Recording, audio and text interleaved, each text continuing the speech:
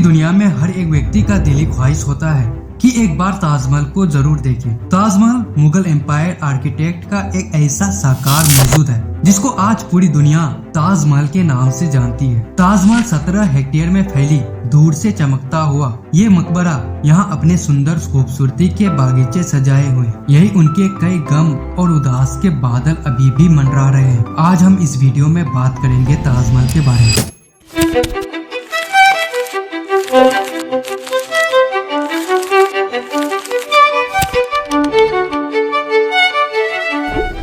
दोस्तों, लगभग 400 साल पहले बनाई जाने वाली ये खूबसूरत बिल्डिंग वहाँ अपने दौर की सबसे बड़ी और सबसे खूबसूरत बिल्डिंग हुआ करता था। वहीं आज इसको दुनिया का 7वां अजूबा भी कहा जाता है। इस आलीशान स्ट्रक्चर को बनाने में 20,000 मजदूरों ने दिन रात खून पसीना बहाया, वह भी 1 या 2 सालों तक नहीं बल्कि 20 सालों तक।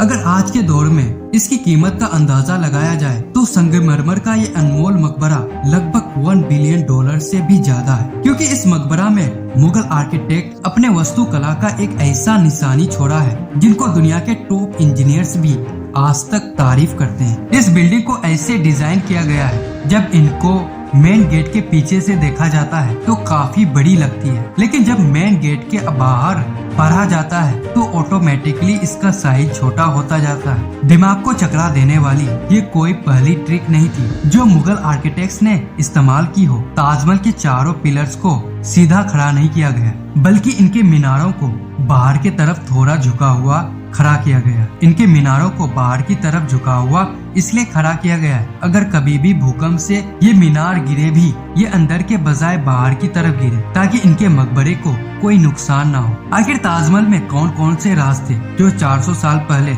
छुपाने की कोशिश की गई थी? उस दौर में कंक्रीट या स्टील ही नहीं था, तो आखिर ये आलीशान मकबरे में मौजूद 40 मीटर ऊंचे डोम को कैसे बनाया गया? दोस्तों, ये बात है सन 1607 की, जब इंडिया और पाकिस्तान के हिस्से में सिर्फ मुगल एम्पायर का होल्ड हुआ करता था। उस दिन मुगल शहंशाह का सबसे छोटा बेटा शहाबुद्दीन मोहम्मद खुर्रम 15 साल का हो चुका था।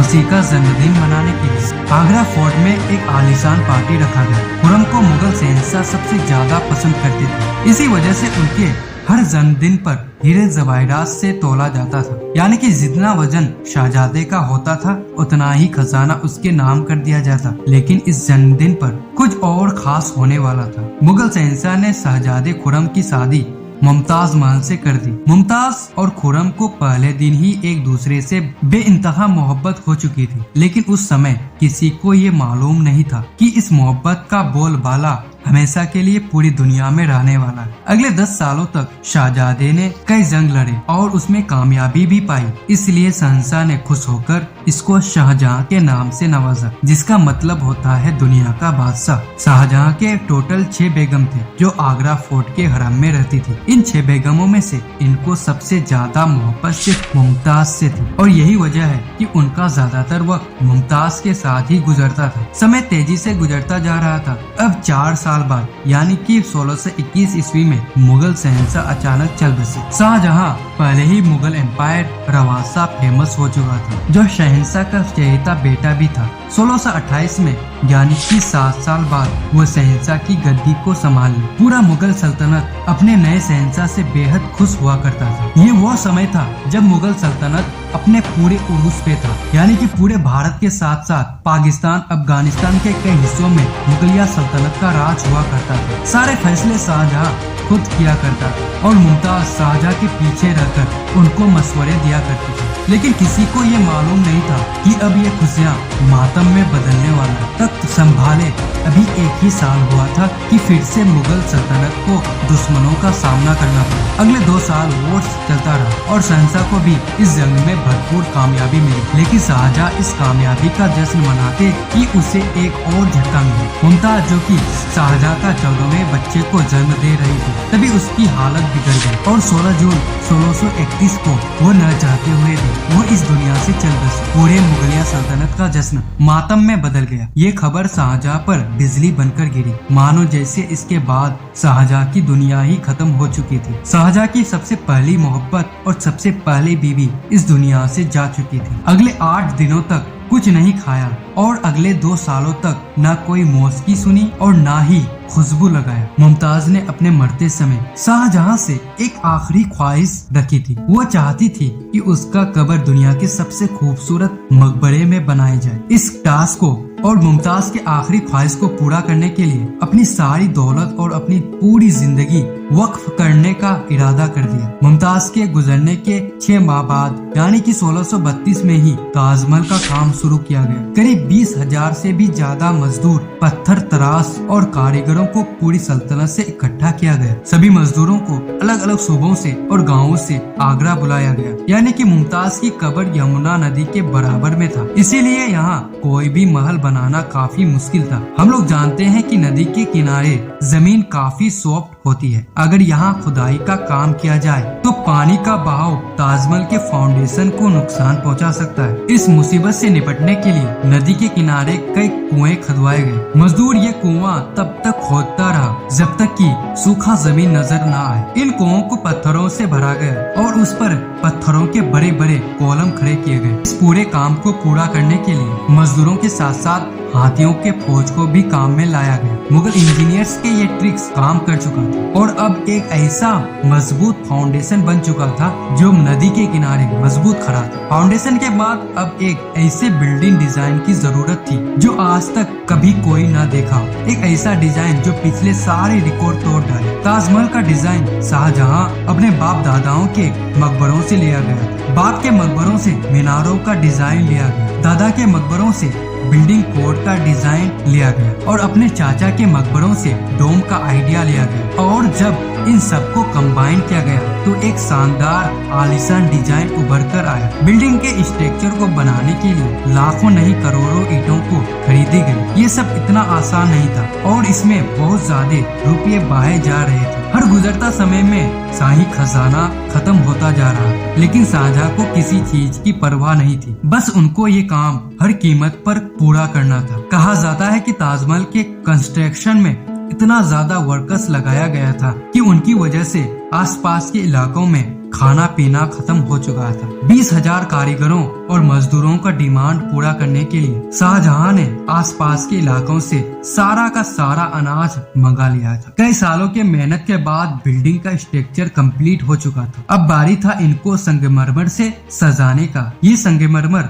आगरा से 400 किलोमीटर दूर राजस्थान से मंगाया गया था, क्योंकि यहाँ का मकराना मार्बल दुनिया का सबसे फाइनेस्ट मार्बल माना जाता है। शाहजहां ने ताजमहल के लिए पूरा मकराना मार्बल रिजर्व कर लिया था, यानी कि जब तक कि ताजमहल की डिमांड पूरा न हो जाए तब तक इनको कोई खरीद नहीं सकता। हजारों टन मार्बल्स को हाथियों की मदद से राजस्थान से आगरा मंगवाया गया। ताजमहल का ये खूबसूरत डोम इतना बड़ा है कि इसका अंदाजा आँखों से देखकर ही लगाया जा सकता है। आजकल इतने बड़े डोम को स्टील स्ट्रक्चर की मदद से बनाया जा सकता है, लेकिन 400 साल पहले 40 मीटर ऊंचे डोम को बनाने में इनके पास सिर्फ पत्थरों का ही सहारा था। इस डोम को बनाने में मुगल इंजीनियर्स ने स्ट्रेस कैलकुलेशन की थी कि आज के इंजीनियर्स भी बहुत तारीफ करते हैं। ताजमहल की फिनिशिंग के लिए पेत्रा दूरा या प्राचीनकारी से डेकोरेट किया जाना था। पेत्रा दूरा एक ऐसे कलाकारी को कहा जाता है जिसमें कीमती पत्थर को मार्बल के अंदर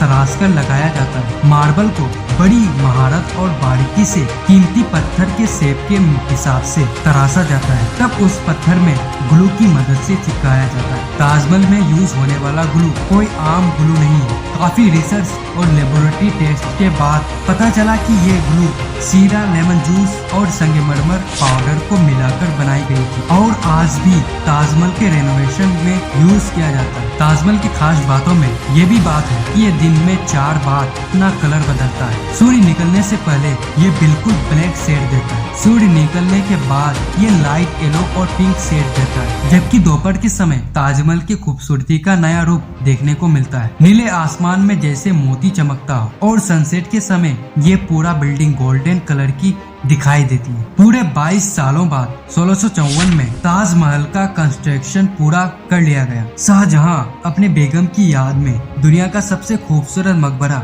बनाने में कामयाब हो गया। शाहजहां ने इस आलीशान इमारत का नाम अपना पसंदीदा बेगम के नाम से रखा। मुमताज महल से इसका नाम ताजमहल रखा गया। हर साल शाहजहां मुमताज की बरसी पर यमुना नदी से होते हुए ताजमहल जाया करते थे। ताजमहल के एंट्रेंस पर दिलकश नक्काशी किया गया है, जो शायद शाही आंखों के लिए ही किया गया था। शाहजहां का ये महंगा तरीन प्रोजेक्ट तो पूरा हो चुका था, लेकिन इसने मुगलिया सल्तनत को तबाही के किनारे लाकर खड़ा कर दिया था। 4 साल बाद यानी कि 1658 में शाहजहां और मुमताज के अपने बेटे ने ही शाही तख्त को उलट दिया और खुद मुगल एम्पायर का शहंशाह बन गए। शाहजहां जो अपने पूरे 30 साल तक इस तख्त पर राज कर रहे थे, उसको कैदी बनाकर आगरा फोर्ट में ही बंद कर दिया गया। शाहजहां को जिस जगह नजरबंद रखा गया था, वहां से अपने ताजमहल को देख सकते थे और शाहजहां को वहां हर फैसिलिटीज दिया गया था। न उसको बाहर आने की इजाजत थी और न ही मुगल दरबार में कोई मशवरा दे सकता था। 8 साल कैद में रहने के बाद 74 साल की एज में शाहजहां भी इस दुनिया से अलविदा कर गए और उनको भी ताजमहल में ही दफन कर दिया गया।